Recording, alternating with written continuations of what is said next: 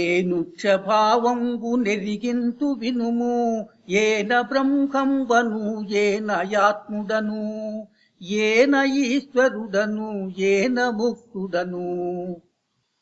ఏనే పరమజ్ఞానిని పరమహంస నేనే స్వయం ప్రజ్యోతిని నేనే కారణమూర్తి నేనే యోగీశుడను మూని నాయుత్సభవ మూని పల్కులు ఎరుక.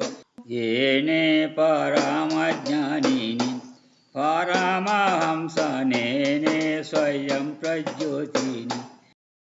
జై నిజ గురుభ్యో నమః. జై అమలాంబ సమేత అనుభవానంద రాజయోగేంద్ర ప్రభుస్వాముల వారి దివ్య చరణార విందములకు ద్వాదశి వందనములు సమర్పించుకొనుచు శ్రీ గురు బాలరామస్వాముల వారిచే విరచితంపైన ఆవరణ విక్షేప రూప శక్తిద్వయ నిరాసకంపైన శుద్ధ నిగుణతత్వ ద్విపదార్థ దరువుల యందు ఈరోజు మనం 51వ ద్విపదార్థాన్ని ముచ్చటించుకుంటూ ఉన్నాం. ఎరుక లక్షణాన్ని చక్కగా తెలియజేస్తూ ఉన్నారు గురుదేవులు. ఈ ఎరుక అనబడేటువంటిది అంతఃకరణమని, ఎరుకే పంచశక్తులు అని, ఎరుకే శబ్దాది రూపములు అని తెలియజేసి, నాయనా శిష్య, ఎరుక యొక్క ఉచ్చ నీచ భావాలు ముందు తెలుసుకోవాలి నాయన. అది నేను చాలా ఘనమైనది అనేటువంటి లక్షణం ఉన్నది నాయన. దానికి 2 తరంగులుగా ఉండేటువంటి స్వభావం ఉంది నాయన. దానికి ఎలా అంటే శిష్య, ఏ నుచ్చభావంబు నెరిగింతు వినుము. నేను ఉచ్చమైనటువంటి విధానంలో ఎలా భావిస్తూ ఉంటాను అనేది తెలియజేస్తాను. అంటే నేననే ఈ అహమనే ఎరుక ఏదైతే ఉన్నదో ఇది తనను తానుగా ఎంత స్థిరీకరించుకుంటుందో, ఎంత ఘనము అనుకుంటుందో ఆ విషయాన్ని తెలియజేస్తాను నాయన. ఇది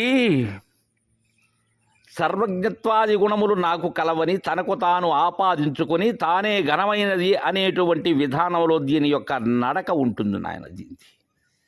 ఇది ఎలా అయినా నడిచేటువంటి సామర్థ్యం కలిగినటువంటిది శిష్య. ఇది సామర్థ్య రహితమైనటువంటిది నాయన, పరిపూర్ణం. ఇతరులు ఏమనినా మారు పల్కనటువంటిది నాయన, పరిపూర్ణం. ఇది అలా కాదు శిష్య. ఇది దీనికి కర్కాటక చేష్టలు మర్కట చేష్టలు ఎక్కువ శిష్య. ఎటంటే అట వెళుతుంది నాయన ఇది. అందుకే ఏ నుచ్చభావంబు నెరిగింతు వినుము. ఏన బ్రహ్మంబను ఏన యాత్ముడను ఏన బ్రహ్మంబను ఏన యాత్ముడను ఏన ఈశ్వరుడను ఏన ముక్తుడను. నేనే బ్రహ్మం అంటుంది, అహం బ్రహ్మస్మి అంటుంది శిష్య. ఇది నేనే ఆత్మ అంటుంది నాయన. ఇది అంటే అయమాత్మ బ్రహ్మ అన్నది నేనే, అహం బ్రహ్మస్మి అన్నది నేనే. ఇంకా నేను ఈశ్వరుడు అంటుంది, శివోహం అంటుంది శిష్య. ఇది సర్వజ్ఞత్వాది గుణములతో దీనికి ఆ శివస్వరూపాన్ని తనకు తానుగా ఆపాదించుకునేటువంటి లక్షణం ఉన్నది నాయన దీనికి. అలా ఇది నేను ఈశ్వరుడు అంటుంది. అన్నీ అంటూ ఉన్నది ఇదే శిష్య. అంటే ఈ సమిష్టి విధానంతోనూ వ్యష్టి విధానంతోనూ జరిగేటువంటి సర్వము కూడా కారణమైనటువంటిది ఇదే శిష్య. ఈ ఈశ్వర తత్వాన్ని తనకు తాను ఆపాదించుకొని ఈశ్వరుని యొక్క 4 అవస్థలు పొందుతూ ఉన్నది కూడా ఇదే శిష్య. ఈశ్వరునికి 4 అవస్థలు ఉన్నాయి, అలానే జీవునికి 4 అవస్థలు ఉన్నాయి. నేనే ముక్తుడు అంటుంది ఇది. అంటే నేను సర్వాన్ని మీరినటువంటి వాడిని, సర్వాన్ని విడచినటువంటి వాడిని, నాకు ఏది అంటదు అని తనకు తానుగా ఊహించుకుంటుంది, అలా మోహించుకుంటుంది శిష్య. ఇది నేను జగత్పాలన కర్తను అంటుంది, నా వల్లే సమస్తము అంటుంది, నాలోనే బ్రహ్మాండ భాండములు ఉన్నాయి, నేను వాటికి అంటను అంటుంది. ఎంత విచిత్రం అంటే శిష్య దీనిది. ఇంకా అంటుంది ఇది, ఏనే పరమా జ్ఞానిని, పరమహంస నేనే స్వయం ప్రజ్యోతిని. సర్వాన్ని గుర్తెరిగేటువంటి పరమ జ్ఞానత్వాన్ని తనకు తానుగా ఆపాదించుకుంటుంది. నేనే జ్ఞానాన్ని, జ్ఞాన స్వరూపం నేనే అయి ఉన్నాను.